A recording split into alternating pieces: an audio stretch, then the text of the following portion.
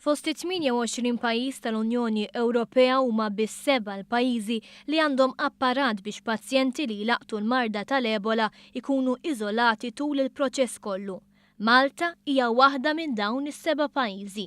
Dan l-apparat jissejjaħ stretcher isolator jintuża f'każijiet suspettużi tal-Ebola meta l-individwu jittieħed permezz tal-ambulanza mid-dar għall-isptar.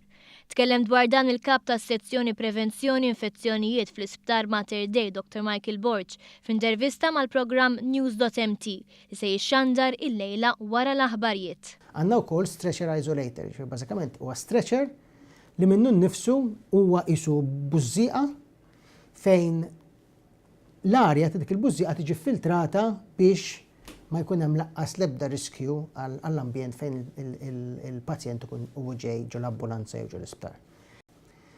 L-ambulanza ħa toħroġ, magħha se jħorġu nies li huma kemm ittrejnjati kif ukoll għandhom il-protective equipment li hemm bżonn, se jissessjaw il-pazjent fejn ikun u mbagħad iġibuh lura Mater Dei. Dan biex is-saħħa tal-istaff mediku tal-ambulanza u tal-isptar tkun imħarsa. Għadan il-għan f'dawn l-aħħar xhur l-istaff ta' Mater Dei ingħata taħriġ intensiv dwar proċeduri li għandhom jittieħdu fil-każ ta' pazjent bl-Ebola. Iżda l-preparamenti ma sarux biss fl-isptar, kif spjegana segretarju parlamentari għas-saħħa Chris Fern.